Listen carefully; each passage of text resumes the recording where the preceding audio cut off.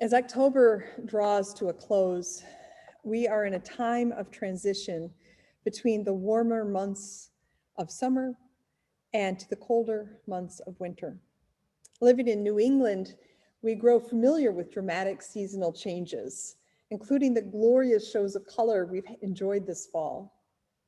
As you heard in the reading and in the time for all ages, we are also approaching Samhain.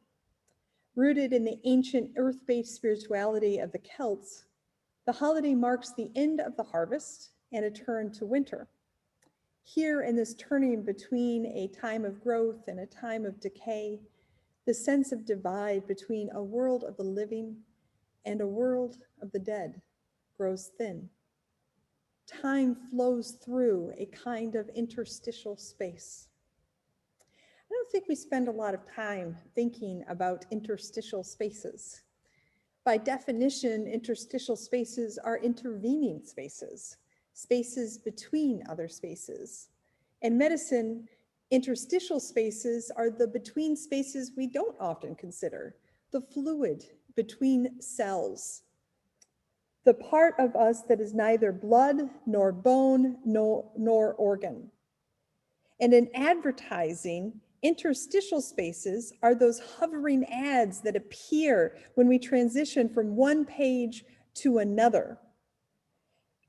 Well, perhaps we notice these for a moment until we click to close them to move through to the page we really want to look at.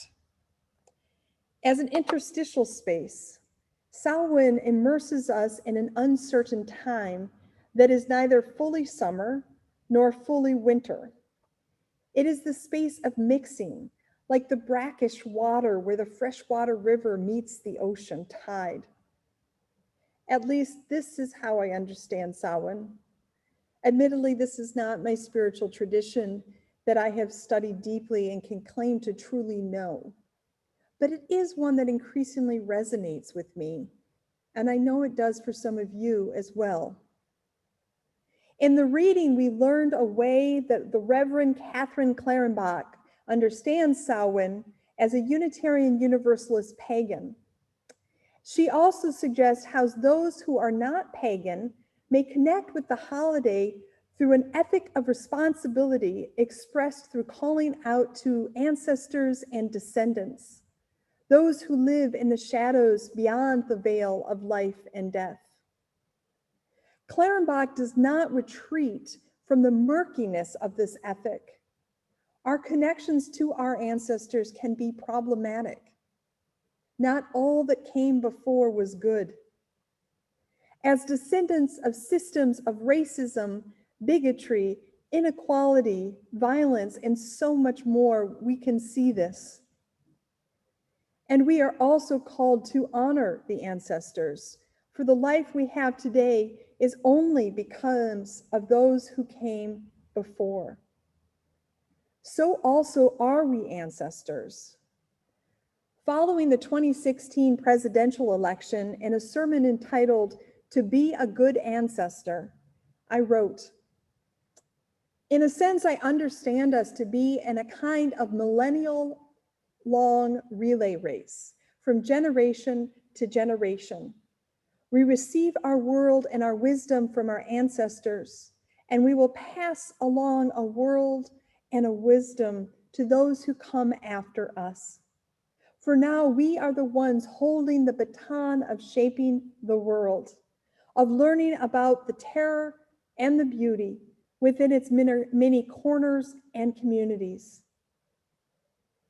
As ancestors to those who will come after, the ethic of responsibility and Samhain calls us to engage the veiled voices of those who inhabit a world yet to be. Perhaps Samhain also has a particular resonance this year because we are not only in a seasonal transition, but also in a kind of cultural and political transition as well. We are in an interstitial space between an old normal of a pre-pandemic world and a next world beyond the pandemic that does not yet have shape. We also reside these days in an interstitial space of a significant election with voting and campaigning blurring into each other. We are not yet beyond the election, but neither are we before the election. We are in the in-between. We live in the brackish waters of the past, the present, and the future. Within such muddy, brackish waters, there can be little clarity. And so often we like clarity. We like binary categories of male and female, black and white, right and wrong. To dwell in interstitial spaces is to be neither nor, it is to be both and. To be an interstitial space is to be within uncertainty. And in that interstitial space, and in the interstitial uncertainty, fear can rise. And understanding Samhain is a time when the veil between the worlds was thinnest. The ancient Celts feared the evil spirits might cross over. Their practice of donning costumes to confuse the spirits remains in today's modern Halloween as a lingering presence of that fear. But are there not also insights in these interstitial times? Clarenbach suggests that Samhain can be an expression of self-love and an expression of recognizing that life is a mixed bag, and yet it is what we have, at least for now. We inherit both systems of oppression and the scientific knowledge of how to create a vaccine to battle a global pandemic. We will inevitably leave behind both new gifts and continued injustices to our descendants. This is what we have, at least for now. Well, one might hear that statement as a kind of fatalistic resignation. I hear it as a proclamation of love and grace. In recognizing both the mixed bag of our ancestors and of ourselves as ancestors, perhaps we might become more adept at the discomfort of being less than perfect. Perhaps we might learn to better love ourselves and others as the flawed, yearning, earthly beings that we are. And in the end, we will leave whoever it is we have been and whatever it is we have done. Even so, to leave this world is not to be forgotten. As the choir so magnificently sang, we remember those who have died throughout the changing seasons of each year.